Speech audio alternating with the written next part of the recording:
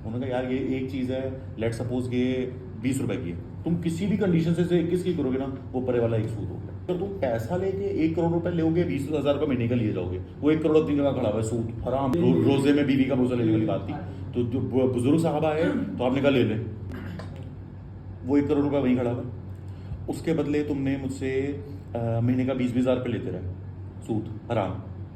1 करोड़ का घर बनाया, उसको किराए पे चढ़ा दिया, जायज़।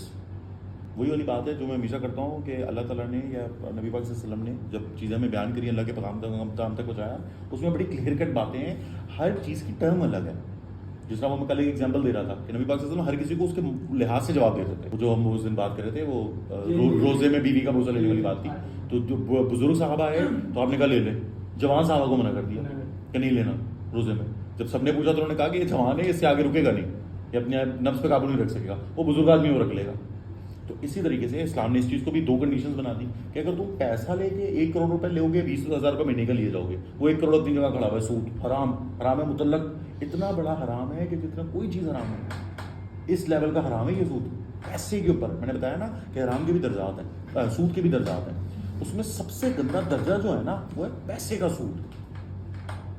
अच्छा, हमारे यहाँ मौलवी इस चीज़ पर फतवा लगा देते हैं और उन्होंने अलग अलग वो बनाए हुए, पैसों का ही सूद होता है। नहीं, सूद तो सूद है, वो आप अलग अलग टर्म्स के ऊपर। अब जिस तरह ये जो गाड़ियों वाले हैं, बैंक वालों ने ये तो करा, उन्होंने कहा हम आपको पैसे थोड़ी दे रहे हैं, हम तो आपको गाड़ी दे रहे हैं। डॉक्टर साहब ने मना कर दी। उन्होंने कहा नहीं, उन्होंने कहा यार ये एक चीज़ है, लेट सपोज ये 20 रुपए की है, तुम किसी भी कंडीशन से 21 की करोगे ना, वो परे वाला एक सूद हो गया, सिवाय उस कंडीशन के जो अल्लाह ने दी हुई है। अपनी तरफ से दिमाग ना चलाओ। ये तो इलेक्ट्रॉनिक्स वाले जो है, जो किस्तों पे देते हैं भाई, ये किस्म से किराया नहीं हो गया? तो फिर किराया कह के दो ना, यानी कि आप साथ साथ फिर यूज भी तो कर रहे हैं ना उसको। तो फिर किराया लिए जो अपनी चीज उठा के बाद में वापस दे। जब तुम घर पे किराया देते हो, तुम उसका महीने का किराया देते रहते हो। एक घर में तू 10 साल रहेगा, एग्जाम्पल देता हूँ, तू एक घर में 10 साल रहता है, उस घर की कीमत है 1 करोड़, 1 करोड़, तू उस घर में 10 साल रहता है, 10 साल में आ गए कितने महीने, 120 महीने, तो उसका 45,000 रुपये किराया देता है,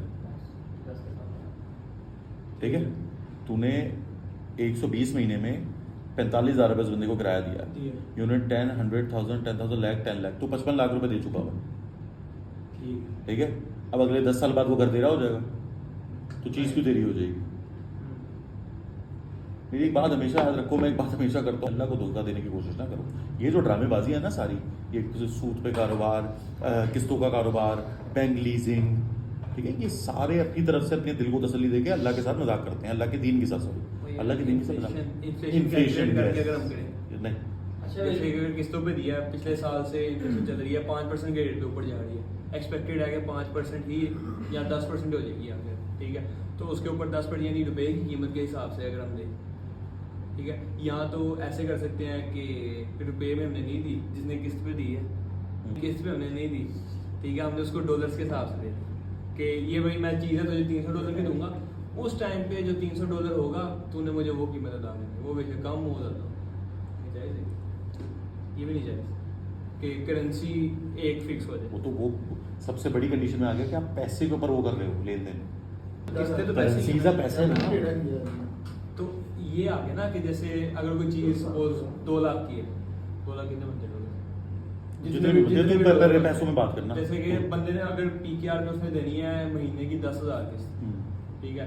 अब वो बंदा उसको बोले तूने मुझे महीने के 10,000 नहीं देने, जस्ट फॉर एग्जांपल तूने मुझे महीने के देना है $10, पैसे के ऊपर सूद आ गया, ये वो पहली वाली कंडीशन में चला जाएगा। अच्छा, पैसे के ऊपर तो आपने भाई सब, मैंने आपको बताया ना कि सूद का जो सबसे ऊपर दर्जा है वो है पैसे के ऊपर हेर फेर करना, पैसे के लेन देन के अंदर एड ऑन्स करना, वो सबसे गंदी कंडीशन है, उसमें तो घुस रहे नहीं। हवाला हुंडी का काम क्या है जी, निरा सूद, करेंसी चेंज भी इस तरीके करेंसी चेंज निरा सूद, सबसे टफेस्ट गेम है ये।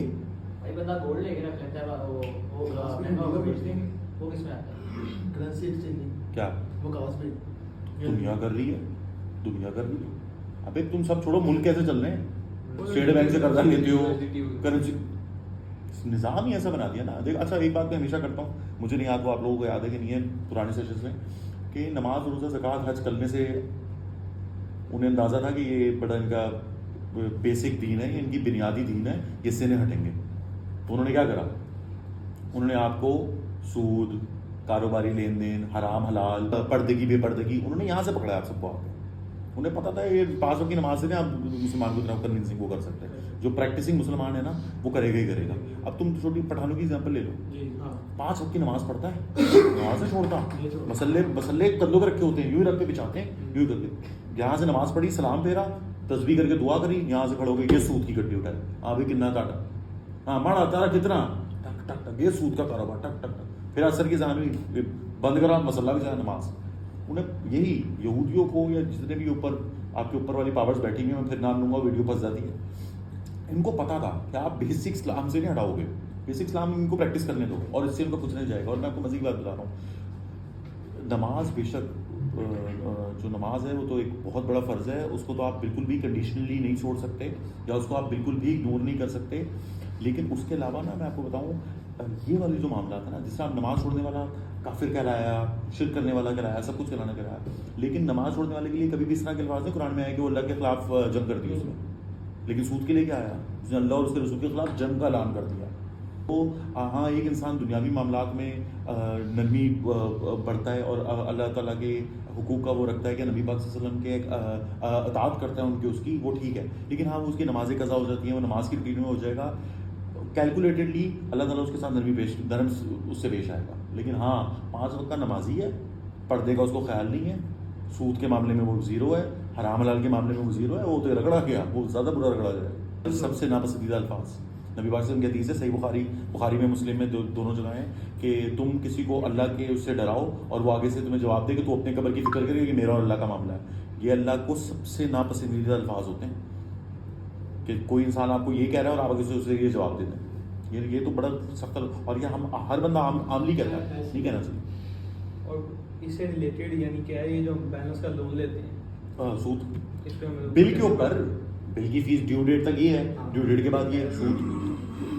तो ये जितने फाइन जुर्माने ये सारा भाई हम गोल्ड लेते हैं तो जब उसका वेट करते हैं कि जब ऊपर जाएगा हम तभी सही करेंगे कि अगर आपके इसी नीयत वो से कारोबार है ना, गोल्ड नीचे भी आ जाता है। वो कारोबार है। कारोबार वो उसमें आता है, सेल परचेज प्रोडक्ट उसमें आता है। आप तो ये उस क्या कहना चाहिए, गलत फहमी है कि गोल्ड कभी भी नुकसान नहीं देता। तो गोल्ड में बड़े बड़े लोगों को नुकसान भी हुआ है, कभी गोल्ड वालों के साथ बैठो तो मैं बताएंगे। तो ये गोल्ड का कारोबार एक अलग चीज़ है। और मतलब वही ना कि इस्लाम ने कुछ शराइतें रख दी हैं।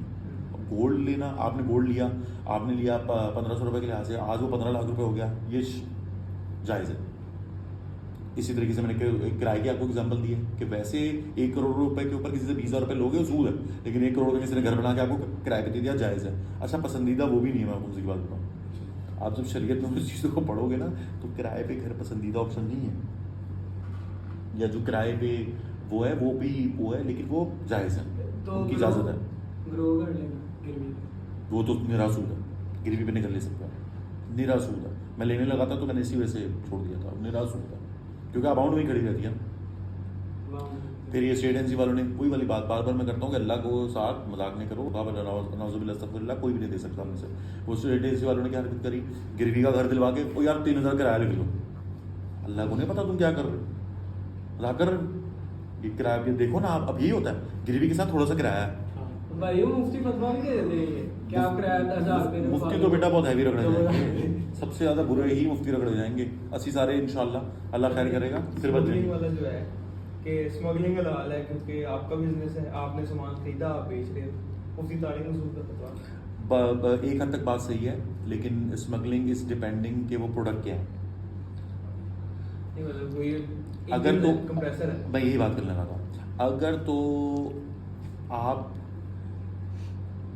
कोई ऐसी चीज़ की प्रोडक्ट की स्मगलिंग करते हो जिसके ऊपर गवर्नमेंट का हिस्सा बनता है, टैक्स बनता है, क्योंकि शरीयत के अंदर ही ये खिलाफती उस निज़ाम के अंदर ही ये सब बना था ना।